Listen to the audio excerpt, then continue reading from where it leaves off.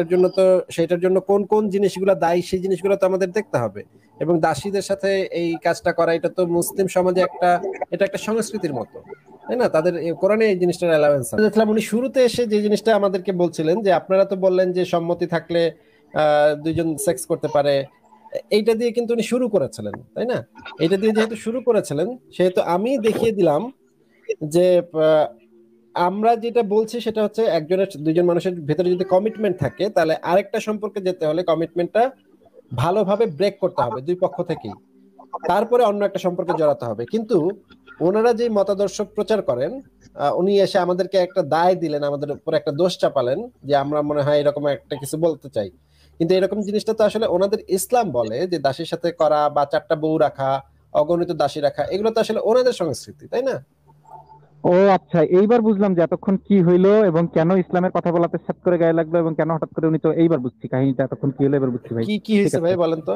এই যে মানে উনি এসেছিলেন মূলত আপনারা নাস্তিকা, তার মানে এই যে কাজটা হয়েছে আমার বোনের সাথে বা আমার পরিচিত মহিলার সাথে, আমাদের গল্পতে শুনছি ভাই, আপনাদের জন্যই সমাজে এইগুলো হইতেছে, আপনাদের জন্যই, বুঝছেন? এখন ও আপনি তাকে আচ্ছা যখন আচ্ছা, যখন আরেকবার পিঠটা এসছে তার, ওনাকে দেখি কি বলেন। আচ্ছা না জিজ্ঞেস করি, কিন্তু হ্যাঁ হ্যাঁ। এইটাও কিন্তু ইসলাম ধর্মেরই একটা স্লোগান, ইয়া নাফসি ইয়া নাফসি, যার যার আচ্ছা ডাক্তার।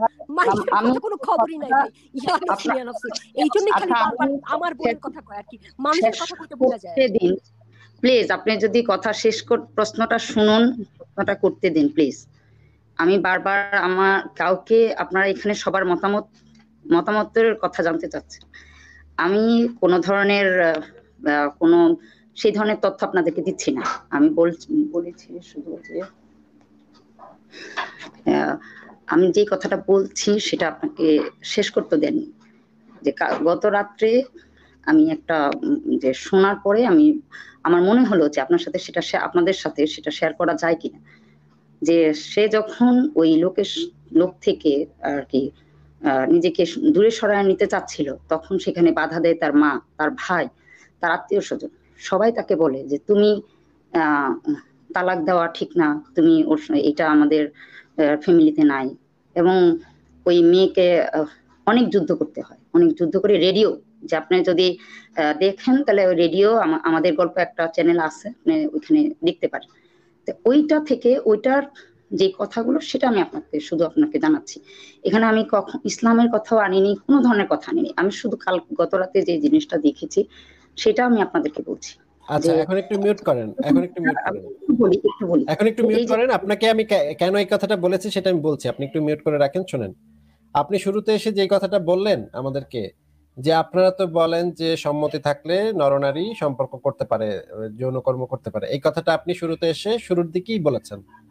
আহ তার মানে হচ্ছে আপনি আমাদের উপরে হয়তো কোনো না কোনো ভাবে আপনার পরিচিত কোনো একজন পুরুষ তার বাসার কাজের লোকের সাথে সেক্স করেছে, এইটার দায় হয়তো নাস্তিকদের কাঁধে চাপানোর একটা চেষ্টা বলে আমাদের কাছে মনে হয়েছে, যে আপনি নাস্তিকদের ঘাড়ে সেই দোষটা চাপাতে চাচ্ছেন। কিন্তু আমরা কিন্তু কখনো এই ধরনের কোনো কথা বলি নেই যে একটা সম্পর্কে থাকার মধ্যেও সে আরেকটা সম্পর্ক করতে পারবে, এরকম কথা আমরা কখনো বলি না।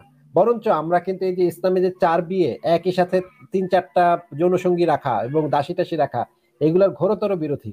আমরা বলি বরঞ্চ যে যদি আপনার একটা সম্পর্ক থাকে, একটা কমিটমেন্ট থাকে, আপনি সেটা ব্রেক করে তারপর আরেকটা সম্পর্কে জড়াবেন। যদি আপনি জড়াতে চান তাহলে ব্রেক করে তারপর জড়াবেন। তো আপনি যে শুরুতে এসে বললেন যে আপনারা যে বলেন সম্মতি থাকলে এটা করা যাবে, এই কথাটা আপনি কেন বলেছিলেন সেটা আমাদেরকে একটু এক্সপ্লেন করেন তো এবার। এটা আসলে প্রতিদিনই পেপার যখন পড়ি, তখন এই ধরনের কোনো কাহিনী দেখি, তখন মনে হয় যে আসলে কোনটা সত্য, কোন দিকে আমরা যাব বা কোন দিকে আমাদের যাওয়া উচিত। যে আমি যদি কাউকে ভালোবাসি বা সে যদি আমার সাথে বিশ্বস্ততা, কারণ এটা তো এরকম একটা বিষয় যে জন্ম থেকে মৃত্যু পর্যন্ত আমরা দুজনকে ভালোবাসবো, আমাদের বাচ্চা হবে, তাদের একটা ভবিষ্যৎ নিয়ে আমরা চিন্তা করব। কিন্তু এটা ব্রেক হয়ে যাচ্ছে, যে আমরা মানে দেখা যাচ্ছে যে একটা শুধু এই যে আচ্ছা, এখানে আপনি কি আমার প্রশ্নটা বুঝতে পেরেছেন? হ্যাঁ, আমার আপনাকে মনে হচ্ছে বুঝতে পারেন নাই। আমার মনে হচ্ছে একটু মিউট করেন, আমাকে একটু মিউট করেন, একটু মিউট রাখেন, আবার প্রশ্নটা করছি। আপনি কি মনে করেন যে আমরা যে কথাটা বলি যে একটা মানে ভালোবাসার সম্পর্ক থাকতে হলে বা প্রেমের বা বিয়ের সম্পর্ক থাকতে হলে দুই পক্ষের সম্মতি থাকতে হবে, এই কথাটার সাথে কি আপনার কোনো আপত্তি আছে? আপনার কি আছে কি মনে হয় যে না এটাতে আমার কোনো সম্মতি না আপত্তি নেই। থাকলেও চলবে, সম্মতি না থাকলেও চলবে, এটা কি আপনার মনে হয়? না না, দ্বিপক্ষের সম্মতি থাকতে হবে, এটাই আমি তাহলে মানি। তাহলে কিন্তু আমরা যেটা একজন বলেছি যে আরেকজনের দুই পক্ষে, সাথে তাহলে আমরা বিশ্বাসঘাতকতা, যেটা বলেছি তাহলে তো আপনি সেটার সাথে এগ্রি করেন নাকি? না না, আপনার কথায় আমি রাইট। আমি এই কথাটা মানি বলে আপনাকে বললাম যে আপনি কি এই, আমি শুধু আপনাকে যে এই বোনটার জন্য কি আপনার মানে কষ্ট হচ্ছে না যে সে ভালোবাসলো, তার সমস্ত কিছু দিয়ে, মানে তার চিন্তা চেতনা দিয়ে এই যে লোকটাকে ভালোবাসতে চাইলো, কিন্তু সে তার সাথে প্রতারণা করলো। মানে এটার জন্য আমি শুধু আপনাকে বলছি, কিন্তু আমি আপনাকে কোনো ধরনের আপনি যেভাবে বলছেন যে আমি নাস্তিকদের প্রতি অসন্তুষ্ট বা নাস্তিকদেরকে আমি আপনাকে আমি নাস্তিক কথাটা আপনি উল্লেখ করছেন, আমি কিন্তু করিনি। হ্যাঁ, আমি কিন্তু আপনি নাস্তিক এই আচ্ছা ধরনের কথাটা কিন্তু বলিনি। একবারও কিন্তু বলি নাই যে আপনি একজন আচ্ছা নাস্তিক। আচ্ছা আচ্ছা, এবারে আপু মিউট করেন, আপু আমি উত্তর আমরা দিচ্ছি। আমরা আপনার নাস্তিক কথা আমি কথাটা বললে বলছি। আমরা লজ্জা পাই না, কারণ আমরা কিন্তু এই জায়গা থেকেই আসছি। এত কথা বলছি, আমরা নাস্তিক হয়ে বলছি।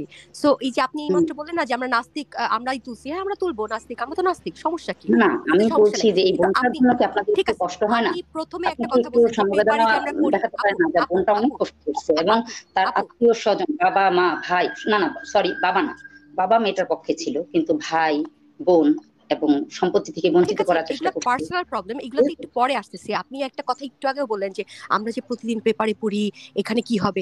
এই যে পেপার কথাটা বলেন, ট্যাবলয়েডস, পেপার জিনিসটাও কিন্তু একটা ডেঞ্জারাস।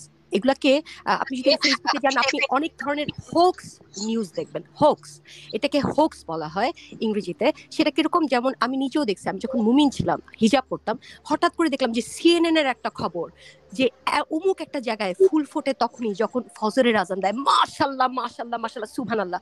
কে করছে? সিএনএন করছে। সিএনএন এর একটা লোগো দেখানো হলো, প্লিজ আমি কথাটা শেষ করি। সিএনএন এর একটা লোগো দেখানো হলো, এগুলো হচ্ছে ট্যাবলয়েডস। সিএনএন এর লোগোটা দেখায় কিন্তু আমাকে সেই নিউজটা বেচলো, আমি তো মাশাআল্লাহ সুবহানাল্লাহ বললাম, কিন্তু আসলে রেফারেন্সটা কিন্তু আমি দেখিনি। জাস্ট খবরের কাগজে উঠলেই কি আমি সব কথা বিশ্বাস করবো আপু? এই খবরের কাগজে কিন্তু আমরা দেখছি যে নীল আর্মস্ট্রং নাম থেকে শুরু করে অনেক মানুষজন মুসলমান হয়েছে, কিন্তু তাদের নাম কিন্তু এখনো খ্রিস্টান আছে, মোহাম্মদ কিংবা আব্দুল্লাহ কোনো কিছু হয় না কিন্তু। হ্যাঁ, তো এরকম অনেক কিছু আছে যেগুলো খবরের কাগজে উঠলেই যে আমরা চোখ বন্ধ করে মেনে নিব, ঠিক তেমনি ভাবে কোরআনের পাতায় উঠলেই যে চোখ বন্ধ করে মেনে নিব, এগুলার বাইরেই হচ্ছে আমরা আমরা নাস্তিকরা। এবং নাস্তিকরা কোনটা, নাস্তিক কোন জিনিসটা, যেটা হচ্ছে এভিডেন্স এবং লজিকের বাইরে যাবে না। হ্যাঁ, এবং নাস্তিক জিনিসটা কিন্তু খারাপ না, খুবই সুন্দর একটা জিনিস। আপনারা কিন্তু অন্যভাবেই দেখতেছেন। আপনি প্রথমেই এসে বলছেন আমি তো আপনার নাস্তিকের কথা কোনো কিছু বলিনি, মানে আমি তো আপনাকে আঘাত করি নাই নাস্তিক বলা। আপনি আমাকে নাস্তিক বলে আঘাত করতেই পারবেন না। আমি নাস্তিক, I am so proud of it, I am so proud of it যে আমি নাস্তিক, আমি মুমিন না। আমি খালি কপি ক্যাট করে কথাগুলা খালি মুখস্থ বিদ্যা বলি না, কিংবা আমার রেপুটেশন ধরে রাখার জন্য যে আপনি আমারে ভালো ভালো কইতেছেন, আমার দল ভারী করার জন্য একটা পলিটিক্স নিয়ে বসি নাই। হ্যাঁ, নাস্তিক না, জিনিসটা আমাদের কাছে একটা অনেক বড় হচ্ছে একটা যে ব্যাপার। যে বিশ্বাসী আর হচ্ছে অবিশ্বাসী, এক পক্ষ নাস্তিক এক পক্ষ আস্তিক, এখানে সেটা ফ্যাক্ট না। সেটা এখানে এখানে সমাজে এটাই ফ্যাক্ট। আমরা যতগুলা লাইভ করি, 1400 আপনার মনে বছর রাখতে হবে আগে এটাই ফ্যাক্ট। কোরআনে কি আপু লেখা আছে? আপু আপু এটা ফ্যাক্ট, এটা ফ্যাক্ট। আমরা যতগুলা লাইভ করি আমাদের পারপাসটাই হচ্ছে সেটা। হ্যাঁ, আমরা নাস্তিক একটা গালি না, নাস্তিক মানে হচ্ছে একটা ভদ্র মানুষ, সেটাই আমাদের পারপাস এতগুলা লাইভ করার। তা আপনি কেন বলছেন এটা ফ্যাক্ট? এটা তো ফ্যাক্ট। আপনি আসছেন নাস্তিকের দলে, নাস্তিকের পেজে আসছেন কথা বলতে, এটা ফ্যাক্ট। আপনি এটা কিভাবে ইগনোর করতে পারেন? আমি বুঝতেছি না। আপনি ইগনোর করে আপনি আপনার বোনের কথা বলছেন, এটা সেটা। আমি আপনার বোনের কথা আচ্ছা, বলতেছি না, আমরা একটু আসিফ ওই আপনার বোনের এক কথা বলছেন, আসিফ ভাইয়ের উত্তরটা একটু শুনে নেই নাকি? আসিফ ভাই একটা কথা বলতে চাচ্ছিলেন, ওটা একটু তাহলে কথাটা শেষ হলে একটু এটা শুনে নিই। আচ্ছা, আমার আর কিছু বলার নেই আসলে। মানে উনি যে কথাগুলো বলেছেন সেটার মানে সেটা সম্পর্কে আমি কি বলবো, যে কোনো একটা মেয়ে নির্যাতিত হয়েছে তার প্রতি, মানে আমার পার্সোনালি আমার বিন্দু মাত্র কোনো আফসোসও হচ্ছে না। যে এই মহিলা, যে মহিলা হচ্ছে গিয়ে 5 বছর চেষ্টা করেছে তার স্বামীকে ফিরিয়ে আনতে, সিরিয়াসলি তার প্রতি আমার বিন্দু মাত্র কোনো সহানুভূতি জাগতেছে না। বা মানে যে যে এরকম একজন আত্মসম্মানহীন, মানে আত্মমর্যাদাহীন একজন নারীর জন্য আমার বিন্দু মাত্র কোনো সমবেদনাও নাই, কোনো কষ্টও নাই। বরঞ্চ আমার কাছে আমার মনে হচ্ছে এরকম একটা মানে খুবই ডিসগাস্টিং একজন মহিলা যার ন্যূনতম কোনো আত্মসম্মান বোধ নাই। বুঝতে পেরেছেন ডায়মন্ড রুবি?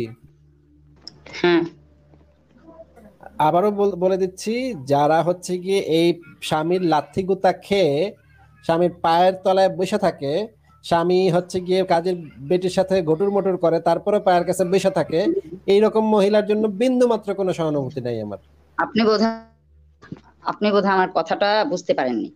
সে যুদ্ধ করেই তার স্বামীকে ত্যাগ করছে এবং সেক্ষেত্রে তার আত্মীয় স্বজন সবার সাথে যুদ্ধ করতে হয়েছে। সে ছিল ময়দানে একা। আর শত্রুপক্ষে বাবা ছিল না, বাবা শুধু মেয়েটার পক্ষে ছিল।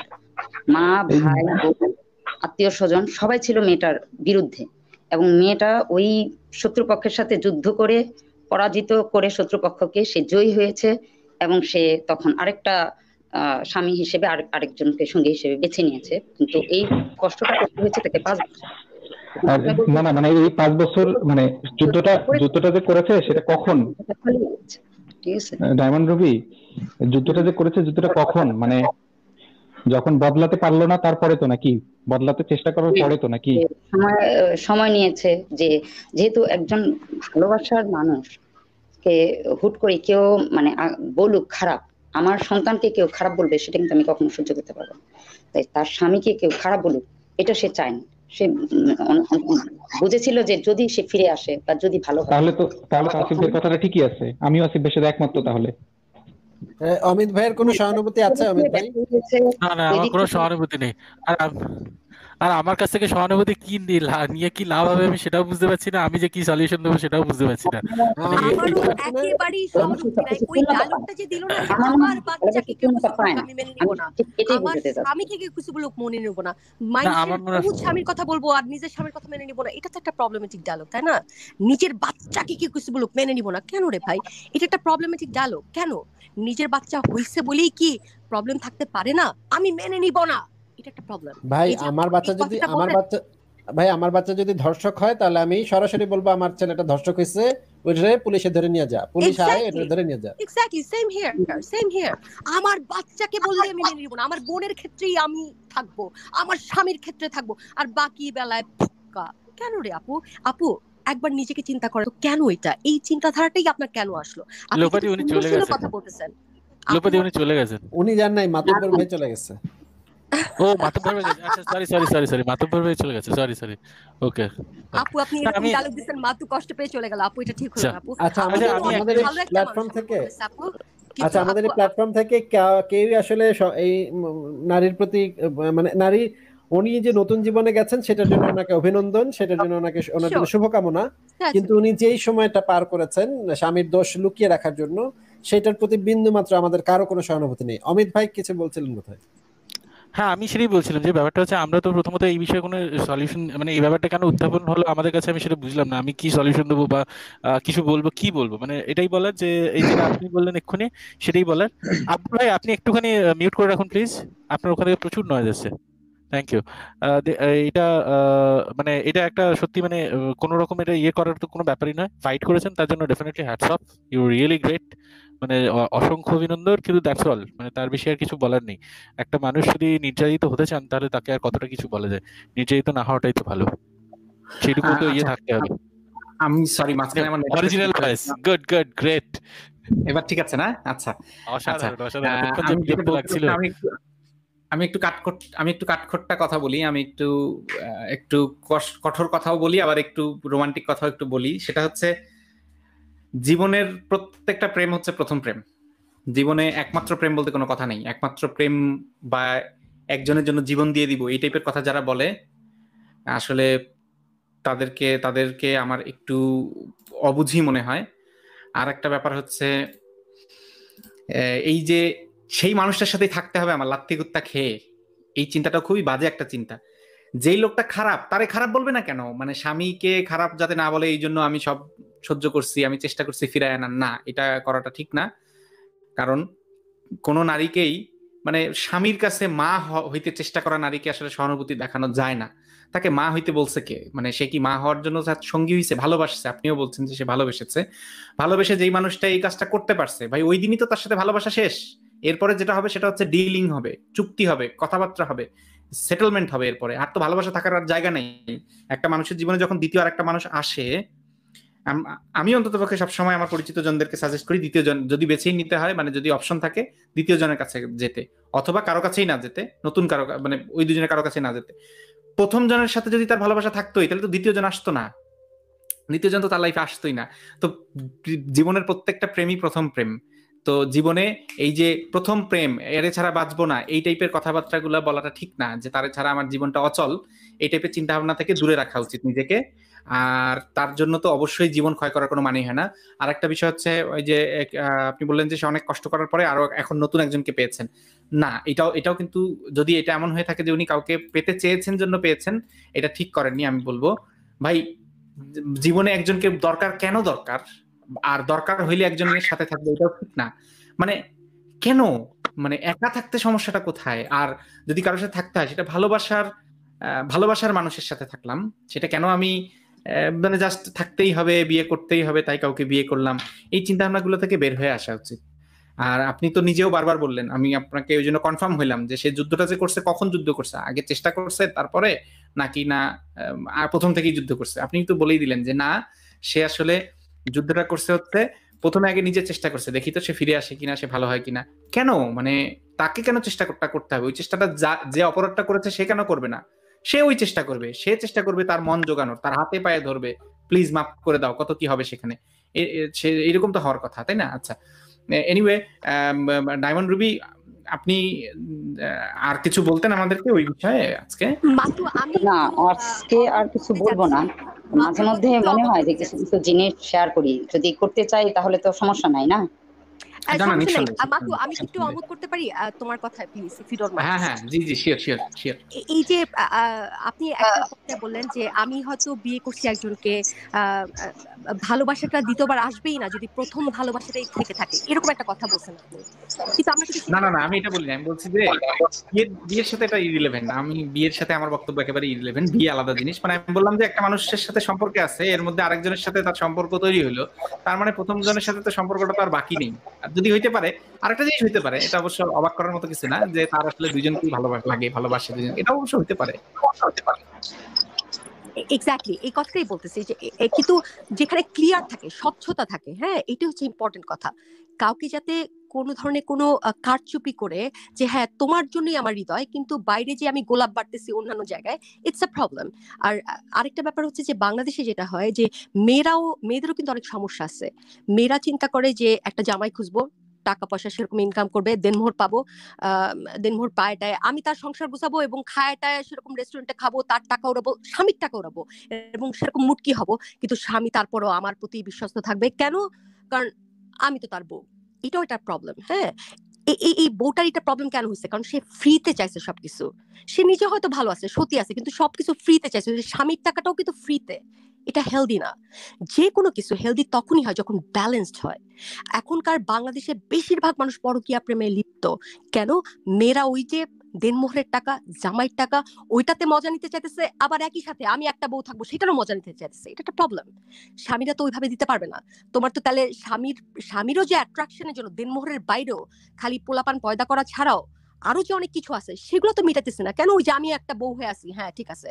সো বোথ ওয়েজ এ প্রবলেমস আছে, মেয়েদের ক্ষেত্রে আছে, ছেলেদের ক্ষেত্রে আছে। এটা একটা ব্যালেন্স করা উচিত। সত্যি বলতে কি, পরকীয়ার জন্য আসলে আমরা কোনো প্রবলেম আছে কিনা বা ওই টাইপের আলোচনাতে আসলে আমরা না গেলেই ভালো। মানে মানুষের আমরা প্রেম তো পরকীয়াকে হবেই। কখনোই প্রমোট করতেছি না, পরকীয়া কখনোই প্রমোট করতেছি না। পরকীয়া না না, পরকীয়াকে সমস্যা বলে দেখতেছি না আমি আসলে, সত্যি বলতে না, ইয়াও পরকীয়া তো সমস্যা। পরকীয়া তো সমস্যা, কেন সমস্যা না মাতু? It's a problem. আমার কাছে ব্যাপারটা হচ্ছে বাংলাদেশে অনেক মানুষের খুন হয়েছে কমিটমেন্ট ব্রেক পরকীয়ার হচ্ছে, জন্য। কিন্তু পরকীয়া কেন হচ্ছে সমাজে, আমি আসলে সত্যি বলতে ওইটা নিয়ে আসলে আমি ইন্টারেস্টেড না। আপনারা হয়তো এটা ইন্টারেস্টেড, কেন আমি না? আসলে এটার ইন্টারেস্টেড জন্য না, কে খুন কার সাথে হচ্ছে প্রেম করবে মানুষজন। এই না যে করবে মিন্নির তাদের ব্যাপার। ঘটনাটা, এটার সাথে কি কোনো সাথে না না, এটা তো কোনোভাবে কি পরকীয়ার জন্য পরকীয়া আমি, নাই? আছে, না কিন্তু এটা কিন্তু পরকীয়ার জন্য যদি ইনভলভড। খুন, ইউ ক্যানট ইগনোর দ্যাট। না পরকীয়ার পরে যদি কোনো খুন খারাপি হয়, অপরাধ হয়, সেটার সাথে আমি কনসার্ন, সেটা নিয়ে আমি কনসার্ন।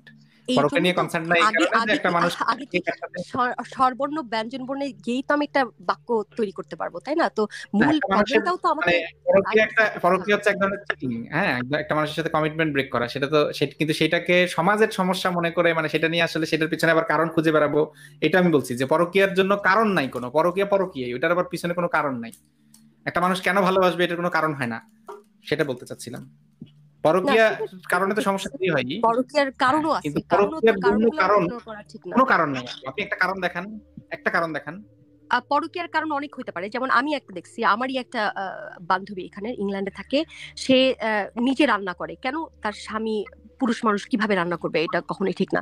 এবং তার স্বামীর থেকে সে বেটার জব করে, সে সপ্তাহে 7 দিন জব করে এবং বাসায় যে সে আবার রান্না বান্না করে। তো যখনই জামাই আসে একটু রোমান্টিক কথা নিয়ে আসে, সেরকম ক্র্যাঙ্কি হয়ে থাকে, কারণ লাইফে তো শান্তি নাই, সেরকম বাদ দাও আমি ঘুমাবো। হ্যাঁ, অনেকগুলা কারণ আছে, তখন তাই না? আপনি বোধহয় এক্স্যাক্টলি দেখুন একটা উদাহরণ দিতে চাচ্ছেন। হ্যাঁ, তো অনেক কারণ তো থাকতেই পারে। এক্স্যাক্টলি, মানে সেই কারণগুলো কিসের কারণ জানেন? প্রেমের কারণ, বড় জ্ঞান না। প্রেমটা কখন হয়? যখন কোনো একটা ডিসক্রিপেন্সি থাকে কিংবা কোনো প্রেমের একটা না, রিজন প্রেম থাকে। প্রেম একটা মানুষের যে কোনো ভাবেই হয়, যে কোনো ভাবেই হয়।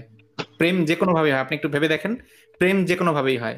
পরকীয়া আর প্রেম, প্রেম আলাদা কিছু না, সেম জিনিস। না না, প্রেম সেম জিনিসটা তো জিনিস। একটা বিশদ ব্যাপার। একটা আকাশের প্রতি প্রেম হতে পারে, আবার একটা এক্স্যাক্টলি, নারীর প্রতি প্রেম এক্স্যাক্টলি, হতে পারে। তো সেভাবে আমি এক্স্যাক্টলি, বলতেছি না, যখন একটা সম্পর্কে জড়াই আমরা, সেই সম্পর্কের কথা বলতেছি আমি। শুধু প্রেমকে আমি শুধু সংজ্ঞায়িত করতে চাই না, একটা সম্পর্ক। এক্স্যাক্টলি, যখন আমি এক্স্যাক্টলি। আরেকটা প্রেম মানুষকে কোনো সমস্যা না, বিট্রে, সমস্যা হচ্ছে না চিটিং প্রেম করা। সমস্যা না। প্রেম তো ভাই আমারই দেখেও বহুত মানুষের হতে পারে। আমি একটা 42 বছরের বুড়ি বেরি, তারপর আমি একটু কচি কচি আছি, চিকনা চিকনা আছি, আমার দেখো বহুত মানুষের প্রেম হতে পারে। ইটস নট আ প্রবলেম, আমি এটা প্রবলেম হিসেবে দেখি না। এটা একটা ন্যাচারাল জিনিস হতে পারে। কিন্তু এই জিনিসটাকে দোলা দেওয়া, হ্যাঁ, এই জিনিসটাকে দোলা দিয়ে আরেকটা মানুষের সাথে অন্যায় করা এবং এইটাকে এমফাসাইজ করা, ইটস আ প্রবলেম। এবং সেই প্রবলেমগুলো কেন হয় এগুলো আলোচনা করা উচিত, so that we can come out of it. বেশিরভাগ মানুষগুলোই তো আমরা কনস্ট্যান্টলি অন্যায় করছি। আমরা তো সবাই ভাই প্রবলেমেটিক, কেউ তো মুহাম্মদ না, আমাদের সবার জীবনেই প্রবলেম আছে। কিন্তু ওটা আইডেন্টিফাই করতে হবে, কেন হচ্ছে সেটা বুঝতে হবে, জানতে হবে এবং তারপরে সেইভাবেই প্র্যাকটিস করতে হবে, তাই না? কিন্তু জি, আমরা জি, তো জি। সবাই একটা মানে ধোয়া ধোয়া ধোয়া তুলসী পাতার মধ্যে আছি, সো ওইখানেই প্রবলেম আমার মনে হয়। আমরা তাহলে একটু পরের জনের কাছে চলে যাই। আব্দুর রব ভাই যুক্ত হচ্ছেন। আব্দুর রব ভাই, আপনি বলেন। উম, জি ভাই, আমি মূলত মুসলিম একজন। তো আপনাদের কাছে মূলত মানে আচ্ছা, নাস্তিকতাটা নেটওয়ার্কে কি কি? আমার সমস্যা নাকি আপনাদেরও? আমি তো হ্যালো, পরিষ্কার শুনতে পাচ্ছি। আমিও শুনতে পাচ্ছি। আমি হ্যাঁ, মূলত জানতে আচ্ছা চাচ্ছি আচ্ছা, ঠিক আছে, আসলে, আব্দুর রব ভাই বলেন। আসলে হ্যাঁ, আমি জানতে চাচ্ছি মূলত নাস্তিকতার একটা নির্দিষ্ট কি জীবন বিধান বা জীবন দর্শন কি আছে? না ভাই নাই। তাহলে মনে করেন আপনারা তো এটা, যেহেতু আপনারা চান আগে যেহেতু আগে আগে নাস্তিকতা আগে মানুষ, আগে হ্যাঁ আগে একটু একটু একটু একটু একটু স্লো, হ্যাঁ একটু হ্যাঁ স্লো। হ্যাঁ, বলেন বলেন, আপনি বলেন, আপনি বলেন। মানে আপনি কি মনে করেন যে নাস্তিকতার জিনিসটা কি, আপনি কি জানেন ভাই? আপনি একটু বলেন, হেল্প করেন, আপনি হেল্প করেন। আচ্ছা, হেল্প করছি, আপনি একটু দেখেন।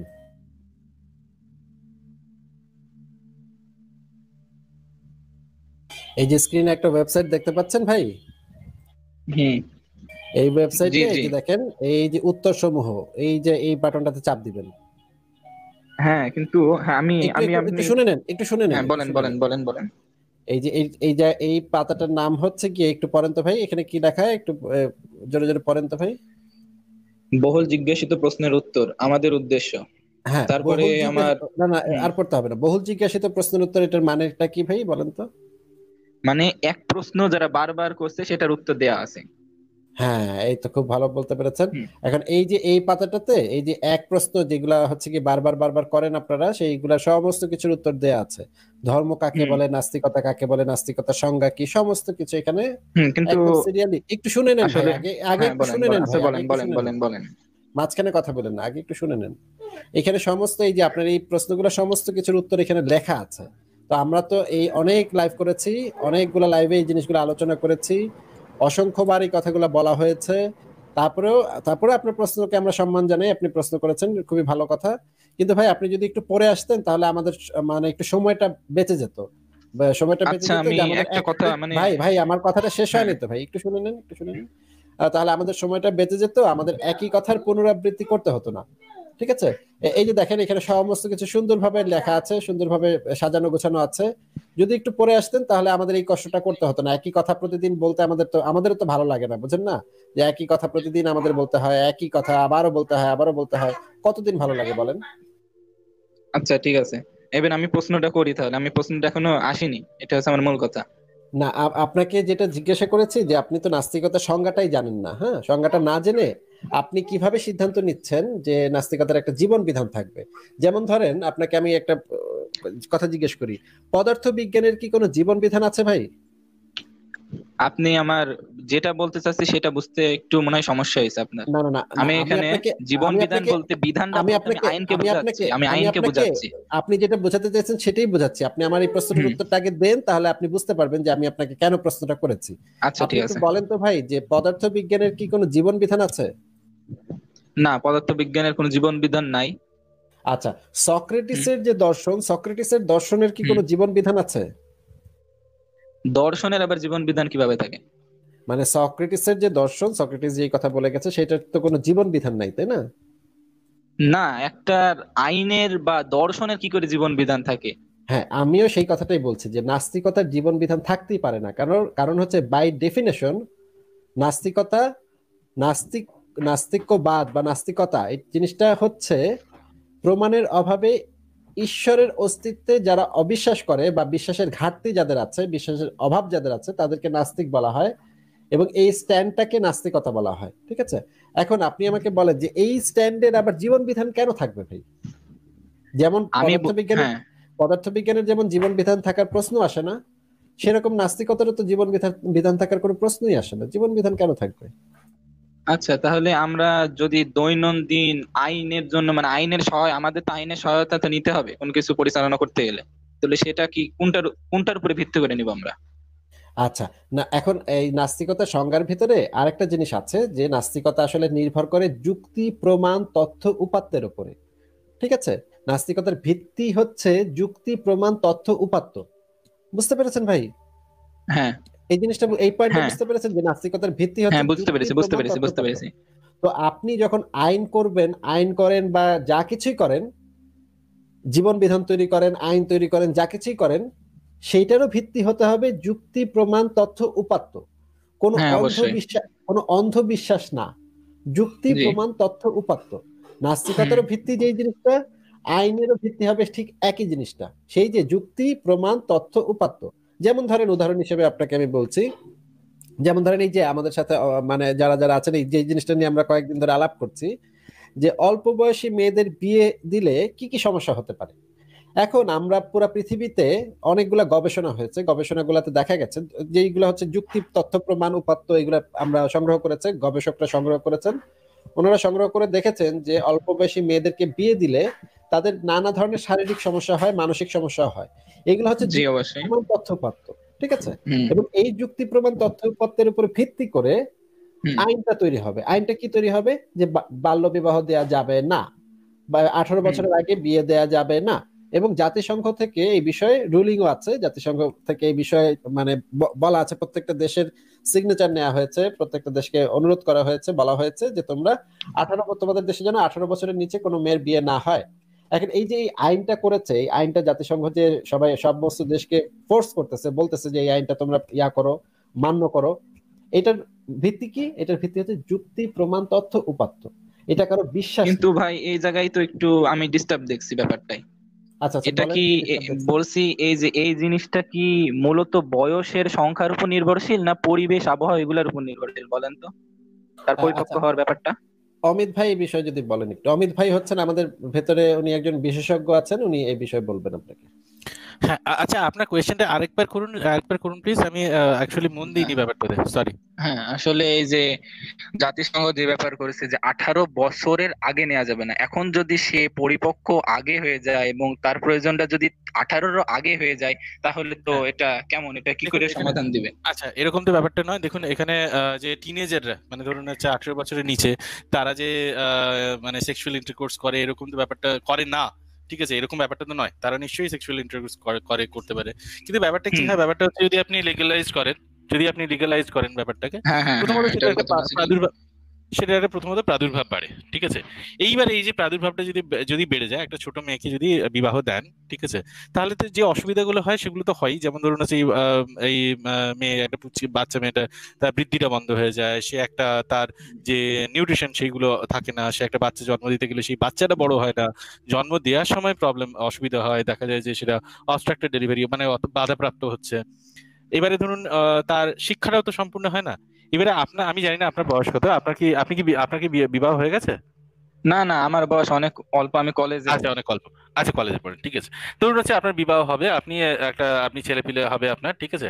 আপনি কিরকম চাইবেন যে আপনার ছেলে পিলেটা কিরকম হোক চাইবেন? যে একটা সুস্থ, সবল, সে একটা তার ইমিউনিটি, মানে তার রোগ প্রতিরোধ ক্ষমতা ভালো, তার মস্তিষ্ক, মানে তার বুদ্ধি শুদ্ধি খুব ভালো, তার একটা তার পুষ্টি, এই সমস্ত সবকিছু ভালো, সে খুব ভালো হেসে খেলে বেড়ায়, এরকম হুম, চাইবেন? হুম, হুম। না জি এরকম চাইবেন অবশ্যই, যে জি একটা, অবশ্যই। হ্যাঁ নিশ্চয়ই, তার মানে আপনি নিশ্চয়ই এরকম চাইবেন না যে একটা প্রি ন্যাচুরাল, একই সাথে মায়ের। হ্যাঁ সেই কথাটা, মায়ের কথাটা আমি মানে আমি সেই কথাটা আমি পরে আসছি, ঠিক আছে, সেই কথাটা আমি পরে আসছি। আপনি মায়ের কথাটা ধরুন আছে, আপনি ভাবেনই না আপনার মায়ের ব্যাপারে, আপনি তো ছেলেটার ব্যাপারে তো অ্যাটলিস্ট ভাববেন। তা এবার তার মানে কি ভাববেন, তার মানে হচ্ছে এই যে একটা ছেলে সেরকম সুস্থ হোক সেই জিনিসটা চাইবেন। এই সুস্থ একটা সন্তান জন্ম দিতে হলে, যেমন ধরুন হচ্ছে আপনি একটা পাত্রে যদি জল রাখতে চান, একটা মাটির পাত্রে বা যে কোনো পাত্রে, সেটা একটা শক্ত এরকম একটা পাত্রে চান, এরকম না যে যেখানে খুশি রেখে দেন, বা খাবার দাবার যা কিছু রাখেন সেটা একটা সেরকম একটা যোগ্য কোনো একটা পাত্রে বা সেরকম একটা প্ল্যাটফর্মে সেরকম একটা জিনিসে রাখেন, তাই না? তার মানে এই একটা জিনিস দেখুন, একটা সুস্থ আপনি একটা নিজের বাচ্চা কাচ্চা চাইবেন সুস্থ, তার জন্য কে জন্ম দেবে তাকে? তার মাকে তো জন্ম দিতে হবে তাকে, আপনি তো আর জন্ম দেবেন না, তার মাকে জন্ম দিতে হবে।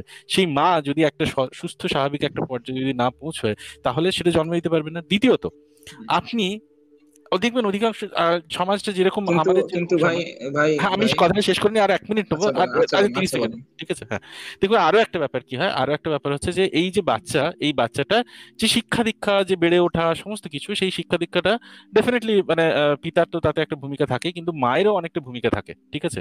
আপনি কখনোই চাইবেন না যে আপনার যে একটা বাচ্চাকে যে তার ভাষা শিক্ষা দেবে, বা ধরুন হচ্ছে একটা কগনিটিভ বিহেভিয়ারের যে সমস্ত শিক্ষাগুলো দেবে, বা ধরুন হচ্ছে টুকটাক ধরুন হচ্ছে এই এদিক ওদিক কিছু একটা শেখানো, ইয়ে, সে যদি একটা যদি মা যদি খুব বেশি যদি এরকম ভাবে এই জিনিসগুলো সম্পর্কে না জানে, সে বাচ্চাকেও সেরকম ভাবে শিক্ষা দিতে পারে না। কিন্তু যদি জানে, সে খুবই ভালোভাবে সেই বাচ্চাটাকে বড় করতে পারে, সেখানে আপনারও একটা অবদান থাকবে।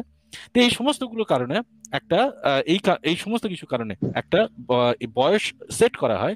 তাতে কি হয়, তাতে এইটাতে সব থেকে বেশি সংখ্যক মানুষ, ধরুন হচ্ছে এই মানে 99% একটা পার্সেন্ট মানুষ এই সময়টাতে একটা পরিপক্কতা অবশ্যই লাভ করে, ঠিক আছে? দ্বিতীয়ত, তার এই সময়টাতে দেখবেন তার যে বেসিক যে পড়াশোনাটা সেটাও কিন্তু শেষ হয়ে যায়, তার না 11-12 তার শেষ হয়ে যায়, সমস্ত কিছু দিক থেকে সে একটা শেষ হয়ে যায়, এবং সে নিজের একটা পরিপক্ক একটা ডিসিশন নিতে পারে, একটা ইনফর্মড একটা ডিসিশন নিতে পারে, সমস্ত কিছু করতে পারে সে।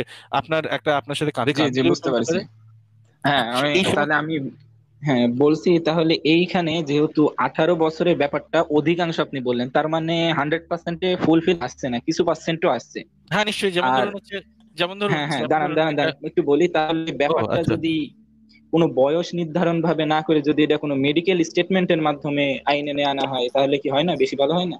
উভয়েরই, আচ্ছা ভাই, এটা ভাই উভয়েরই। তাহলে যে ভাই সমস্যাটা হবে ভাই, সেই সমস্যাটা একটু মেডিকেলের বলি। কথাটা বাদ দিই, হ্যাঁ আমি আপনার কথা বলি। আপনি এখন হঠাৎ করে আপনি বলেন যে আপনি নিজে একটা বাচ্চা, ধরে নিলাম আপনি কলেজে পড়তেছেন, আপনার বয়স 18-20-19 বছর ধরে নিলাম। এখন আপনি দেখলেন আপনার ছোট ভাই 10 বছর হুম। বয়স আরেকটা 10 বছর মেয়ের সাথে একটা ঘরে ধরা পড়ছে, সেটা কিন্তু আপনার মনের মধ্যে একটা ডিফারেন্ট প্রতিক্রিয়া করবে। আর যদি দেখেন আমি লোপা, আমি 42 বছর বয়স, আপনার ওই 10 বছর ভাইটার সাথে ইটিস পিটিস করে ধরা করছি, সেটা কিন্তু আপনার মনের মধ্যে আরেক ধরনের একটা উদ্রেক দিবে। একই ইনসিডেন্ট কিন্তু, হ্যাঁ একই ইনসিডেন্ট, কিন্তু এই যে বয়সের ব্যাপারে কিন্তু আপনার মাইন্ডের মধ্যে অলরেডি সেট হয়েছে। আপনি কিন্তু জানেন আপনি যে তর্কগুলা করতেছেন এগুলো কিন্তু আজে একটা তর্ক করতেছেন। হ্যাঁ 18 বছর ধরে নেওয়া হয় কেন? কারণ আমরা মোটামুটি চিন্তা করি যে এই বয়সে একটা পরিপক্কতা লাভ করে, তখন আমরা বুঝি যে আসলে কি করা উচিত, কি করা উচিত না। ঠিক তেমনি ভাবে যেটা 52 বছরের বুইরা একটা বেটা 9 বছরের সাথে আচ্ছা কিন্তু আমি একটু ওই হ্যাঁ, আমি কিন্তু একটু অন্য এতে একটা তো কথা একটু কিন্তু রব ভাই, কিছু আব্দুল সংখ্যক রব ভাই, হলেও তো হ্যাঁ। আচ্ছা আব্দুল রব, আচ্ছা হ্যালো আব্দুল রব, হ্যাঁ বলেন ভাই, বলেন বলেন হ্যাঁ, বলেন বলেন। মাতু ভাই একটু বলুক, মাতু ভাই একটু বলেন আপনি। আচ্ছা আচ্ছা, আমরা যে কথাটা এতক্ষণ ধরে হচ্ছিল, অমিত ভাই যে জিনিসটা বোঝাচ্ছিলেন ওনাকে, আব্দুল রবকে বোঝাচ্ছিলেন, সেই জিনিসটা ছিল কি, একটা মায়ের কি কি সমস্যা হতে পারে, মানে একটা মেয়ে যদি সন্তান ধারণ করে, মানে আলটিমেটলি সেই মেয়েটা যে বিপদে পড়ছে শারীরিক ভাবে, তাও মৃত্যু হুমকিতে পড়ছে, এইটা দিয়েই কি একমাত্র আব্দুল রব ভাই আপনাকে এটা দিয়ে কি একমাত্র বোঝাতে হবে আমাদের যে এটা একটা খারাপ জিনিস, নাকি আপনার এটা বোঝার মতো কমন সেন্স আছে? আপনি যে কথাটা বারবার বলছেন পরিপক্ক পরিপক্ক, এই শব্দটা যে না একটা না, আমি অবমাননাকর আমি শব্দ, কথাটার দাঁড়ান মাঝে দাঁড়ান, আমি কথা না বলে খারাপ শুনে নেন, আমি খারাপ কথাটার বলতেছি না, মাঝে আমি কথা না আমি বলে তুলনা শুনে নেন, করছি যে কোনটা আব্দুর কথাটার মাঝে কথা না বলে তুলনামূলক ভালো শুনে নেন। কথা বলতেছি। আব্দুর রব ভাই একটু অপেক্ষা করেন, আপনার তো ট্রেন ছুটে যাচ্ছে না ভাই, আমরা তো কথা আপনাকে তো রাখতেছি, আমরা আপনার সাথে তো আচ্ছা কথা ঠিক আছে, ঠিক আছে, বলেন বলেন। আপনি সময় বেশি লাগলে আপনি বইলেন, পরে বইলেন, আপনাকে সময় দেওয়া হবে। মাতবর ভাইয়ের কথাটা একটু শেষ হোক, তারপরে আমার একটা প্রশ্ন আছে, তারপর আপনি আবার বইলেন। হ্যাঁ আপনাকেই তো বোঝানোর চেষ্টা হচ্ছে, তাই আচ্ছা না? ঠিক আছে, বলেন। মানে একটু যদি ধৈর্য না ধরেন, আপনি যদি মানে কন্টিনিউয়াসলি কথা বলতে থাকেন কথার মাঝখানে, তাহলে তো আসলে আলোচনাটা ফলপ্রসূ হবে না। আর আপনার তো এত যদি তাড়া থাকে, তাহলে তো আলোচনা না করাটাই বেটার মনে হয় আমার কাছে। আপনি তাড়াহুড়া যদি না থাকে, তাহলে আমাদের সাথে আলোচনা করেন, যে আপনার একটা কথা এই মুহূর্তেই এখনই বলতে হবে, যেটা কিনা প্রাসঙ্গিক না, তাহলে তো সমস্যা। এনিওয়ে আমি হ্যাঁ যেটা আচ্ছা, বলছিলাম, আপনি যখন ইচ্ছে বলতে দেন, সমস্যা নেই, আমি শুনছি। না ঠিক আছে, আপনি আমার কথার প্রসঙ্গে যদি কিছু বলেন আমার তো আপত্তি নেই, কিন্তু আপনি অপ্রাসঙ্গিক বলছিলেন সেজন্য আপনাকে থামাচ্ছি।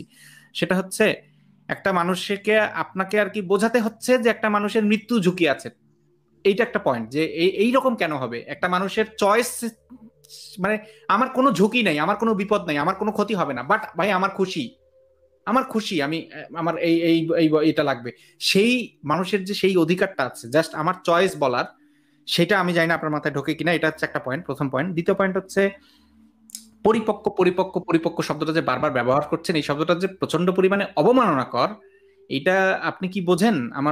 আমি বালেক বালিকা বলতে বুঝাচ্ছি।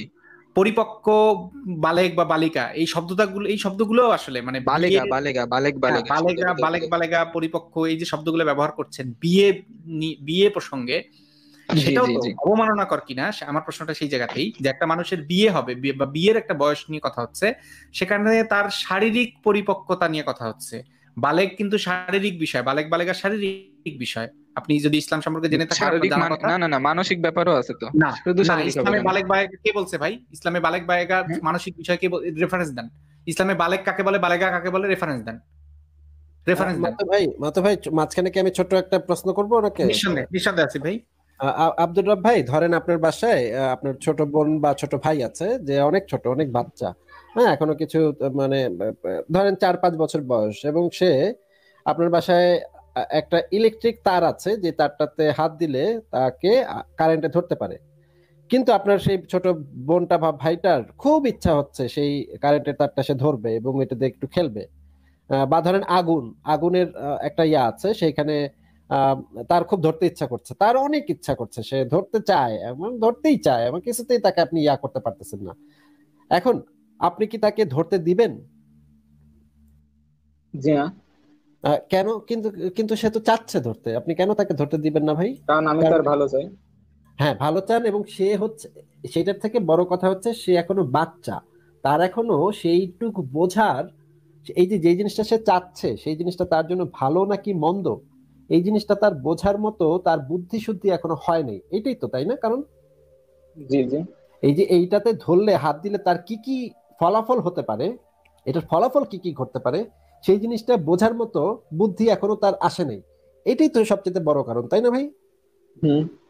এখন ধরেন আপনার 12 বছরের একটা বোন আছে, এবং সে চাচ্ছে হচ্ছে কি বিয়ে করতে, কিন্তু এইটার যে ফলাফলটা কি, সেটা কি সে বোঝে, সেটা কি সে জানে, যে এই যে এই রকম একটা 12 বছর বয়সে সে বিয়ে করলে তার যে একটা, সে এক গর্ভবতী হতে পারে, এবং তার যে এই যে কোমরের নিচে একটা হাড় থাকে, সেটাকে বলা হয় পেলভিক ফ্লোর বলা হয়, অমিত ভাই ভালো বলতে পারবেন। এইখানে যে হাড়টা থাকে, সেই হাড়টা দিয়ে বাচ্চাটার মাথাটা বের হয়, এবং 12-13 বছর বয়সে সেই হাড়টা সুগঠিত হয় না। তাতে যে সমস্যাটা হয়, যে বাচ্চাটার মাথাটা বের করতে অনেক কষ্ট হয়, এবং মায়েরও অনেক প্রচন্ড রকমের কষ্ট হয়। হ্যাঁ, এখন যে পরিমাণ কষ্টটা হবে তাতে বেশি, অনেক সময় দেখা যায় যে মাতৃ মৃত্যুর হার, বাচ্চার মারা যাওয়ার হার, দুইটাই অনেক বেড়ে যায়। হ্যাঁ, এই এই এই কারণটাতে। এখন আপনার 12 বছরের ছোট বোনটা তো এত কিছু ভাই বুঝবে না, যে ইয়া হলে মাতৃমৃত্যু মানে সে মারা যেতে পারে, তার বাচ্চা হওয়ার সময় জটিলতা দেখা দিতে পারে, বাচ্চাটার মাথা ভেঙে যেতে পারে, বা বাচ্চাটার দম বন্ধ হয়ে মারা যেতে পারে, বাচ্চাটা এই যে নালী দিয়ে বের হবে বাচ্চাটা, সেই নালীতে দম বন্ধ হয়ে মারা যেতে পারে, অর্ধেকে সে আটকে যেতে পারে। এবং একটা মা যখন সেই প্রেশারটা নিতে পারে না, অনেকক্ষণ ধরে যখন প্রেশার দেয়, বাচ্চাটা বের করার জন্য যখন প্রেশার দেয়, তখন একটা সময় মাটা অনেক ক্লান্ত হয়ে পড়ে। আমার বউ যখন আমার ছেলেকে জন্ম দিল, তখন আমি তো সামনে ছিলাম, আমি দেখেছি অনেকক্ষণ ধরে যদি এই ঘটনাটা ঘটে, লেবার পেইনটা হয়, তখন একটা সময় মা করে কি, ক্লান্ত হয়ে যায়, ক্লান্ত হয়ে সে মানে ছেড়ে দেয়, হাত পা ছেড়ে দেয়, এবং হাত পা ছেড়ে দিলে যে সমস্যাটা হয়, বাচ্চাটা মারা যায়। হ্যাঁ, বাচ্চাটা অক্সিজেন পায় না ঠিক মতো। এখন আপনি আমাকে বলেন তো ভাই, যে এই যে আপনার 12 বছরের ছোট বোনটা, সে তো ভাই এত কিছু বুঝবে না। এখন আপনি কি তাকে এই বিপদের ভিতরে, সে যতই চাক না কেন, সে যতই বলুক আমি এখন ম্যাচিউরড হয়ে গেছি, এখন আমাকে বিয়ে দাও, আমি এখন করব প্লিজ, আমাকে দাও, আমি বিয়ে করতেই চাই, যেমন এমন একটা খেলনা চাচ্ছে সে, সে তো খেলনার জন্য অনেক সময় চিৎকার করে, সে তো আইসক্রিম খাইতে অনেক সময় চিৎকার করে।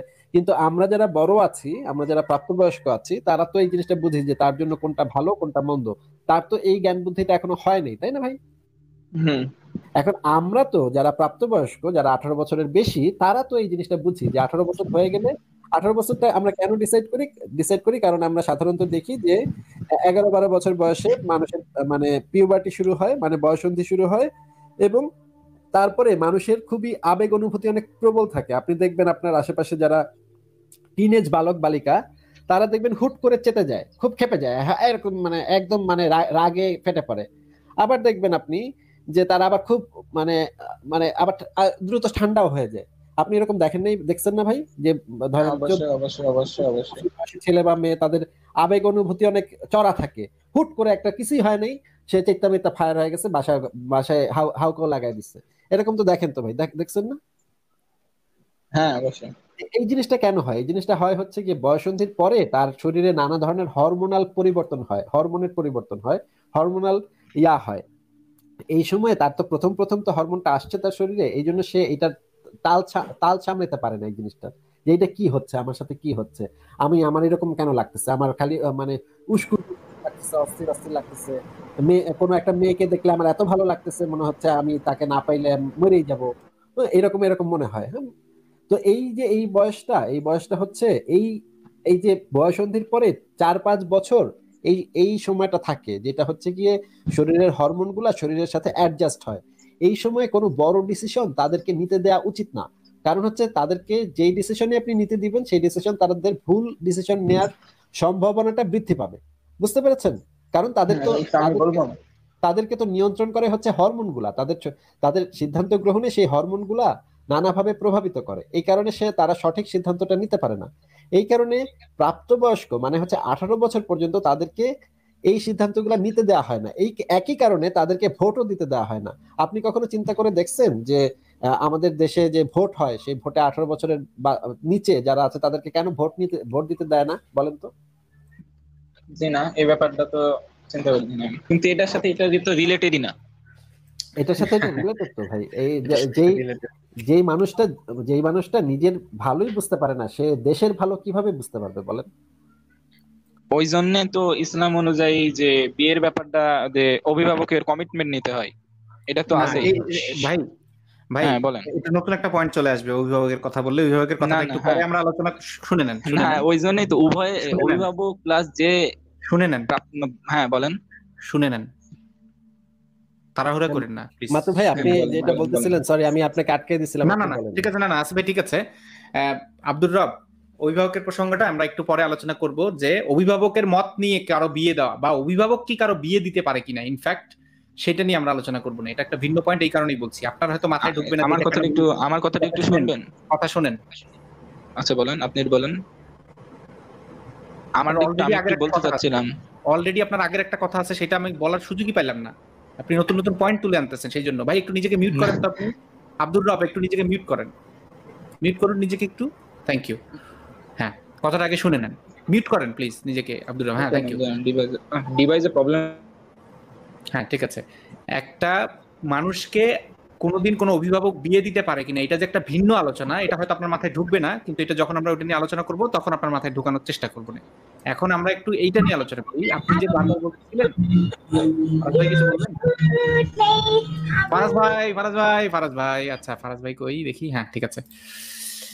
আচ্ছা, সেটা হচ্ছে এই যে আপনি একটু আগে যে কথাটা বললেন, এর কথাটা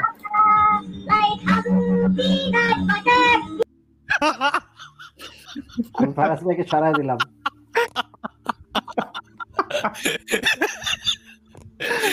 ফারাজ ভাই কি ঘুমিয়ে গেছে নাকি?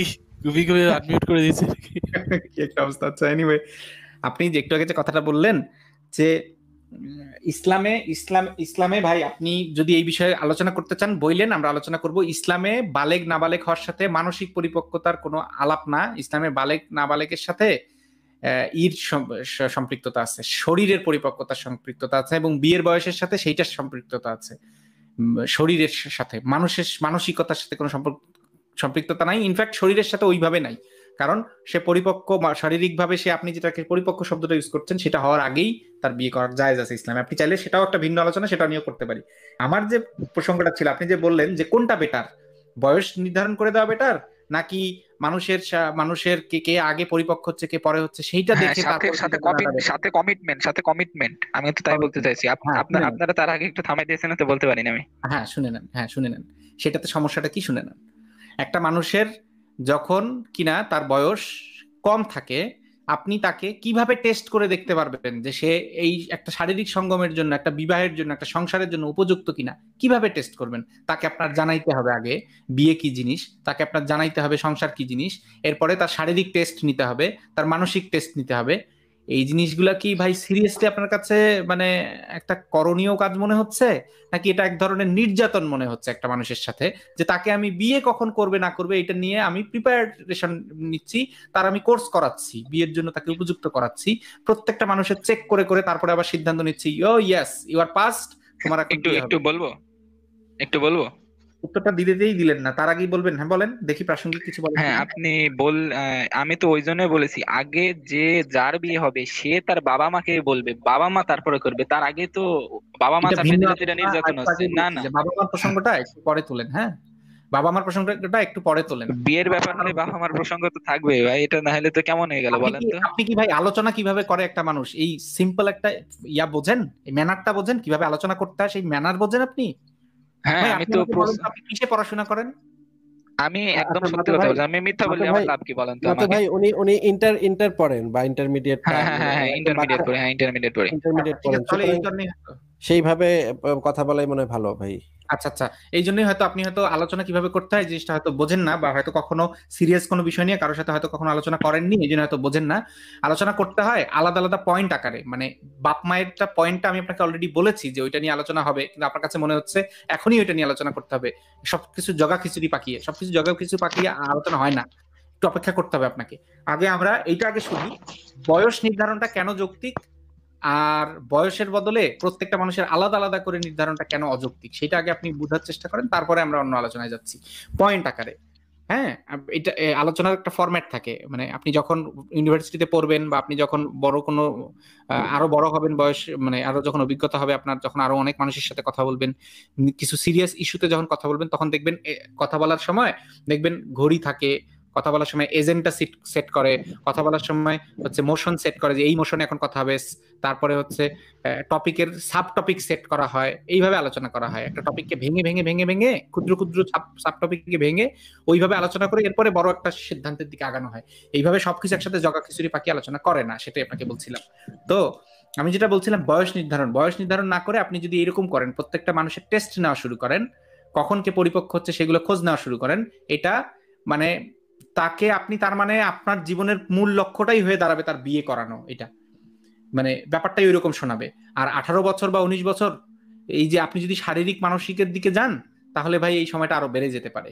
এই সময়টা আমিও চাই আরো বেড়ে যাক, 18 না হয়ে অ্যাটলিস্ট 21, 22, 23 বছর হোক একটা মানুষের বিয়ের সর্বনিম্ন বয়স। আমি অন্তত চাই শারীরিক সঙ্গমের বয়স কমিয়ে দেওয়া হোক, ধরেন 17 করা হোক বা 18ই থাক, যখন তার পার্টনারটাও হবে ওই তার বয়সের 17, 18, 16 এর মধ্যে, মানে পার্টনারের বয়স এবং তার বয়স যদি একই থাকে, তাহলে বিয়ের বয়স 21 বা 23 করা হইলেও শারীরিক সঙ্গমের বয়সটা কমিয়ে দেয়া হোক। মানে আমি কিন্তু এতে তো আবার নতুন সমস্যা দেখা দিতে পারে।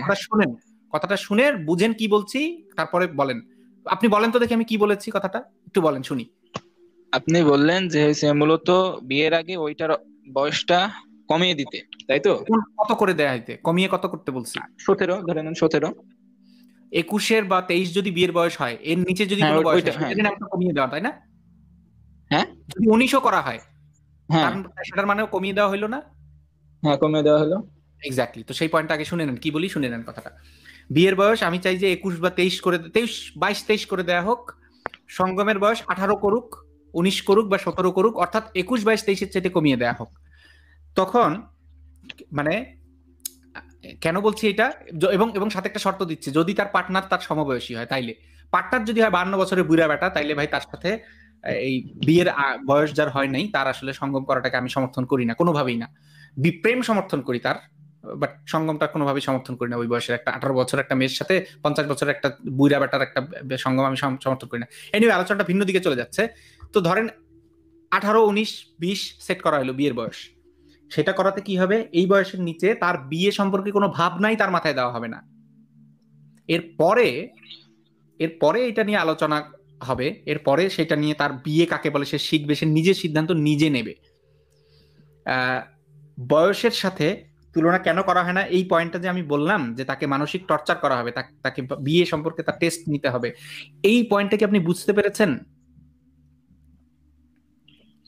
আমার আমি বক্তব্য পুরোপুরি হ্যাঁ পুরোপুরি একমত হয়নি এ ব্যাপারে, যেহেতু একমত আমি কিনা প্রশ্ন জিজ্ঞেস করেছিলাম। করিনি, একমত কিনা জিজ্ঞেস করি নাই, আমি বলেছি বয়সের বদলে তার শারীরিক মানসিক টেস্ট নেওয়া যদি শুরু করেন, এটা এক ধরনের টর্চার হবে। হুম, কিন্তু আমি এটা মানতে ধরে নিলাম পারছি সে না। 12 বয়স, ধরে নিলাম সে 12 বছরে সে এত হাতির সমান লম্বা চওড়া হয়ে গেছে যে তারে দেখলে মনে হচ্ছে যে এখন তার সাথে তার বাচ্চা হইলে তার কোনো সমস্যা হবে না, কিন্তু তারপরেও ওই বয়সটা যে তার তার জন্য এই কথাটা বলার উপযুক্ত না, এটা যে তার সাথে এক ধরনের নিজের ইয়াটা চাপায় দেওয়া, বিয়ের সিস্টেম তার উপর চাপায় দেওয়া, এটা কি আপনি বুঝতেছেন? আমার কিন্তু বক্তব্যটা কি? এইটা দিলে কিন্তু পয়েন্ট একটা বেড়ে যাচ্ছে। আপনি হ্যাঁ আপনি হ্যাঁ, কিন্তু বলেন এবার বলেন। নিজে কিন্তু হ্যাঁ, বলেন বলেন পয়েন্ট বাড়াচ্ছেন। ওই যে আপনি এই কথাটা বলেন। বললেই বাবা মার পয়েন্ট আসছে, তাছাড়া তো পয়েন্ট আসতো না। তাহলে বাবা মার আলোচনায় তো যাবো, বলছি তো বাবা মার আলোচনা বাদে আর কোনো, এখানে কি আর কোনো আপনার দ্বিমত আছে এই কথাটা আমার কথাতে? বাবা এই না মুহূর্ত আব্দুর রাব ভাই, না না এই মুহূর্ত পর্যন্ত তো কোনো বিরোধ নাই, তাই না? এখন আমরা বাবা মার আলোচনাতে যাব, সেইটাতে অন্য আলোচনা। না না না, কিন্তু ওই যে তিনি এই বললেন পয়েন্ট, যে একটু শুনে নেন ভাই, যে এই যে বললেন যে এটা তার উপর সমস্যা, তার উপর সমস্যা হতোই না প্রথমে, আমি বলতে চাচ্ছিলাম, ওই আমার প্রশ্নটা যেটা আমি করতে চাচ্ছিলাম সেটা কিভাবে যদি একটু বলেন করে তো, কিভাবে বলেন তো, আপনি বোঝান তো আমাদের। কিভাবে হইতোই না, হ্যাঁ সেটা বলেন তো একটু। বাবা আমি মাকে বলবেন। বলতেছি প্রথমে প্রথমে যে বিয়ে করবে সেই আগে বাবা মাকে বলবে, আচ্ছা আসিফ তারপর ভাই, বাবা আসিফ ভাই, মা আব্দুল ওইটা রাব ভাই, ব্রেক দেন ঠিক break করে দেন। করবে। আসিফ হ্যাঁ, ভাই, উনি তার মানে বাবা মার আলোচনাতেই যেতে চাচ্ছে, ওনার কাছে এই বিষয়ে অন্য কোনো দ্বিমত নাই, অন্য কোনো আপত্তি নাই, ওনার এটা সমাধান একটাই, বাবা মার মাধ্যমে। তার মানে বাবা মার আলোচনাতেই এখন যেতে হবে ওনার, মানে যেটা আচ্ছা বুঝতে আচ্ছা, পারছি। আমি নাতু ভাইয়া, কিন্তু কিন্তু কিন্তু ভাই, বাবা মা কিভাবে বুঝবে? ধরেন বাবাটা হচ্ছে এরকম একজন মানুষ যিনি মনে করেন যে মেয়ে বাচ্চা জন্ম নিচ্ছে, এটারে তাড়াতাড়ি বিয়ে দিতে পারলেই তো বাচ্চা গেলাম, এটারে তো ঘরে বসায় বসায় খাওয়ানো তাহলে তো এটা পড়ানো। বাবা মার মন মানসিকতার ব্যাপার ভাই। একটু শুনে নেন কথা ভাই, একটু শুনে নেন কথা। মানে মাঝখানে মাঝখানে আপনি কথা বলতেছেন, এটা মন মানসিকতার কথা দেখেই তো বলতেছি। এটা এরকম কিছু কিছু বাবা মার মন মানসিকতা এরকম আছে দেখেই তো এটা একটা সমস্যা, তাই না ভাই? নাকি ভাই? হ্যাঁ হ্যাঁ, সেই সমস্যাটার কথাই তো বলতেছি, যে কিছু কিছু বাবা মা তো এরকম আছে যারা তাদের সন্তানদেরকে মেয়ে সন্তানদেরকে তাড়াতাড়ি বিয়ে দিয়ে দিতে পারলে মনে করে যে বাচ্চা গেলাম, মানে পরের বিয়ের সময় বলেও দেয়, এই যে তোমার বিয়ে দিচ্ছি, কাফনের কাপড় পরে বাসায় ফিরবা, এই বাসায় আর কখন, এই বাসা তোমার বাসা না, তোমার স্বামীর বাসাই তোমার বাসা, এই দিকে আর আসবা না, এরকম বলে না ভাই বিয়ের সময় অনেক অনেক বাবা মা? হ্যাঁ অনেকে বলে। এবং মেয়েদেরকে পড়াইতেও চায় না, পড়াইতে অনেক ধরনের মানে সংকোচ করে, যে এত পড়ালেখা করে কি করবে, ও তো স্বামীর ঘরে গিয়া রান্না বান্না করবে আর বাচ্চা পয়দা করবে, ওরা এত পড়ালেখা করার লাভ কি? এরকম বাবা মা আছে না ভাই দেশে? হ্যাঁ আছে। তাহলে দেখা যাচ্ছে যে এটা তো একটা বড় সমস্যা, যে বাবা মা কিন্তু অনেক বাবা মাই চায়, যারা হচ্ছে ধর্মান্ধ, যারা হচ্ছে একটু অশিক্ষিত ধর্মান্ধ মূর্খ, সেই সমস্ত বাবা মা চায় তাদের মেয়েদেরকে তাড়াতাড়ি বিয়ে দিয়ে দেওয়া। এবং এদের জন্য কিন্তু এই সুযোগটা যদি আপনি সেই বাবা মার কাছে রাখেন, যে বাবা মা চাইলে বিয়ে দিয়ে দিতে পারে অল্প বয়সে, তাহলে কিন্তু এইটার সদ্ব্যবহার কিন্তু ওই বাবা মা গুলা করবে যারা হচ্ছে গিয়ে তাড়াতাড়ি মেয়ে পার করতে চায়, তাই না ভাই? মেরে পড়াইতে চায় না, মেরে কোনো একটা মানে ভালো জীবন দিতে চায় না, আত্মনির্ভরশীল করে তুলতে চায় না। একটা মেয়েরও তো আত্মনির্ভরশীল হওয়া উচিত, নাকি বলেন ভাই? হ্যাঁ হ্যাঁ হ্যাঁ, মানে নিজের পায়ে নিজে দাঁড়ানো উচিত, পড়ালেখা করে শিক্ষা হুম, দীক্ষা জ্ঞান অর্জন করে চাকরি বাকরি করে নিজের পায়ে যেন নিজে দাঁড়াইতে পারে, তার জন্য অন্যের উপরে স্বামীর উপরে কখনো নির্ভরশীল হইতে না হয়, সে যেন নিজের কামাইটা নিজের পেট নিজে চালানোর মতো শিক্ষা দীক্ষা যেন তার থাকে। এটুক তো সব মেয়েরই থাকা উচিত, সব মানুষেরই থাকা উচিত, নাকি ভাই? হুম। এখন এইরকম বাবা মা যদি থাকে, তারা তো এই সুযোগটাকে ব্যবহার করবে, তাহলে তো এটা একটা বড় সমস্যা। এই সমস্যাটার আপনি সমাধান করবেন কিভাবে? আরো অ্যাড করে দিই আসিফ ভাই, সেটা হচ্ছে অনেক বাবা মা আছে সন্তানকে বিক্রি করে, মেয়ে সন্তানকে বিক্রি করে। অনেক বাবা মা আছে মেয়ে সন্তানকে ধর্ষণ করে। এখন আপনি কিভাবে ধর্ষণ করার আগে কিভাবে নির্ধারণ করবেন, কিভাবে আপনি পয়েন্ট আউট করবেন কোন বাবা মা তার সন্তানকে ধর্ষণ করে, কোন বাবা মা তার সন্তানকে বিক্রি করার মানসিকতা রাখে, কোন বাবা মা তার সন্তানকে বিদায় করার মানসিকতা রাখে, কিভাবে নির্ধারণ করবেন? আচ্ছা, তখন আমাদের সাথে মুমিনা আপু আছে, উনি বোধহয় কিছু বলতে যাচ্ছেন। মুমিনা আপু, আপনি কি কিছু অ্যাড করবেন, নাকি অন্য হ্যাঁ কোনো প্রসঙ্গ হলে আপনি এখন বললেন না? মুমিনা আপু, যদি এই প্রসঙ্গে কোনো কথা থাকে তাহলে বলেন। হ্যাঁ, এই রিলেটেড কিছু কথা বলতে চাচ্ছিলাম একটু। আচ্ছা, আচ্ছা, তাহলে আপনারা বলেন। ভালো আছেন সবাই? জি, আমরা সবাই ভালো আছি। আপনি যদি আব্দুর রবের ওনাকে কিছু বলতে চান তাহলে বলেন। আপনি তো একজন, হ্যাঁ, মানে আপনি যেহেতু ওনাকে একজন না, নারী, আমি আপনি যেহেতু একজন আপনাদের নারী, কাছে আপনি আরো ভালোভাবে বলতে পারবেন বিষয়টা। না না, ঠিক আছে বিষয়টা, কিন্তু আমি আসলে আমাদের বাংলাদেশের প্রেক্ষাপট থেকে আপনাদের কাছে এটা প্রশ্ন রাখতে চাচ্ছি, যেটা হচ্ছে ওনার এই কথা রিলেটেডই, যেমন বাবা মার ক্ষেত্রে না, সেটা হচ্ছে মানে কি বলবো, এটা হচ্ছে ছেলে মেয়েদের ক্ষেত্রে দেখা যায় যে স্কুলে পড়া ছেলে মেয়েরা যারা 7-8-এ পড়ে, তারাই হচ্ছে তাদের ভালো লাগা বা আকর্ষণ থেকে যে হরমোনাল পরিবর্তন আসে, তারা রিলেশন শুরু করে দেয় এবং তারা দেখা যায় নিজেরা পালিয়ে যায়, বিয়ে করে। কিন্তু মাতু ভাই যেটা বলেছে যে সঙ্গমের বয়সটা কমিয়ে দেওয়া হয়েছে, বিয়ের বয়সটা 21-এ রাখুক বা 22 রাখুক, কিন্তু এখানে তো দেখা যাচ্ছে যে তারা 13, 14, 15 বছর বয়সের মধ্যেই তারা একটা রিলেশনে জড়িয়ে যায়, তারপর হচ্ছে পালিয়ে যাচ্ছে, বিয়ে করার জন্য ব্যাকুল হয়ে যাচ্ছে তাদের আকর্ষণের কারণে। তো এই বিষয়টার প্রেক্ষিতে যদি কিছু বলতেন আর কি। যদি 5 বছরের এটা একটা আমি মানুষ প্রেম করে, প্রথম কথা, যদি একটা 5 বছরের বাচ্চা প্রেম করে আর হুম একটা 5 বছর 6 বছরের বাচ্চার সাথে, আমি সেখানে খারাপ হুম কিছু দেখি না। প্রেম যে কোনো বয়সের যে কেউই যে কারোর সাথে প্রেম প্রেম যা খুশি করতে পারে।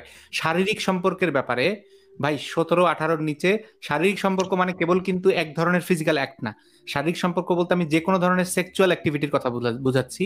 সেক্সুয়াল অ্যাক্টিভিটির ক্ষেত্রে অবশ্যই অবশ্যই তার বয়স হইতে হবে 17-18। এর নিচের হ্যাঁ, বয়সের সেক্সুয়াল সেক্সুয়াল অ্যাক্টিভিটিস এর অ্যাক্টিভিটি ক্ষেত্রে কোনোভাবে অ্যালাউ। 13 বছরের, আমার কথাটা শুনে নেন মমিন আপু, আপনার প্রশ্ন তো আমি শুনেছি। জি 13-14 বছরের একটা মানুষ সে যদি প্রেম করে, আমি এটার মধ্যে খারাপ কিছু দেখছি না, তো সে প্রেম করছে। হ্যাঁ, 5-6 বছরের একটা বাচ্চা যদি প্রেম করে, তখন আমার কাছে সেটা পাকনামো মনে হবে, আমার কাছে সেটা বিরক্তিকর লাগতে পারে, বা আমার কাছে মনে হতে পারে যে say it's getting out of control, এরকম মনে হতে পারে।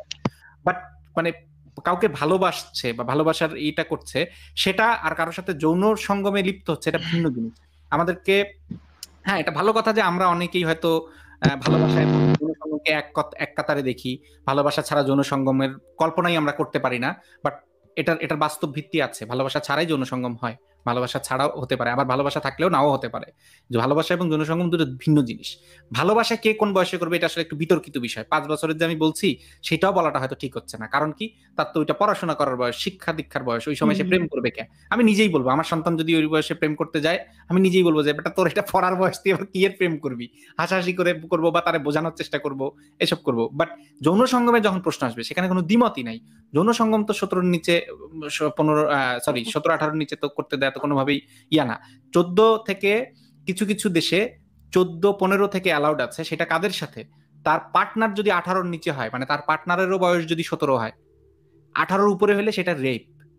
হ্যাঁ, যেসব আমি দেশে এটাই 14 পর্যন্ত, জানতে যেমন ধরেন চাচ্ছিলাম। জার্মানিতে, আসিফ ভাই এটা আরো ভালো বলতে পারবে, জার্মানিতে 14 বছরের উপরে হলে সে ফিজিক্যাল রিলেশনে কনসেন্ট দিতে পারবে, ইফ ইফ তার পার্টনারের এজ যদি হয় 18-র নিচে, তাহলেই। 3 বছর ডিফারেন্সে, 3 বছর ডিফারেন্সের ভিতরে যদি থাকে ভাই। এক্স্যাক্টলি, মানে দুইটাই সমবয়সী, সেই বয়সের দুইটা বাচ্চা। 14 বছর তো আসলে বাচ্চাই বলা চলে। তো 14 বছর একটা বাচ্চা, 14-15 বছর একটা বাচ্চা, সে সঙ্গম করতে পারে, বাট তার এইজ ডিফারেন্স হইতে হবে 3-এর মধ্যে তার সঙ্গীর। সেখানে যদি কোনো বুইরা বেটা করে, ধরেন 30 বছরের বা 21 বছরের যদি কেউ করে তার সাথে সঙ্গম, ডাইরেক্ট ধর্ষণের মামলা হবে, ডাইরেক্ট। এবং জীবন ছাড়া বেড়া হয়ে যাবে, তাকে পেডোফাইল, একটা তার আইডি কার্ডে পেডোফাইল লিখে দিবে, সারা জীবন, হ্যাঁ সারাটা জীবন তার হচ্ছে গিয়ে ধুকে ধুকে মরতে হবে। জার্মানি